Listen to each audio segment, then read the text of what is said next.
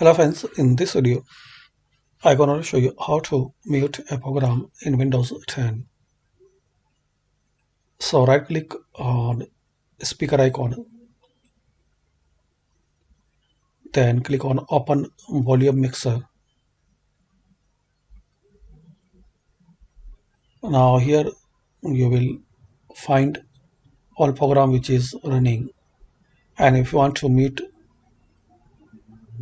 speaker on particular program, so just click on speaker icon like this.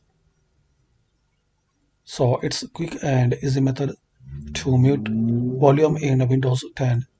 Just you need to click on speaker icon on particular program.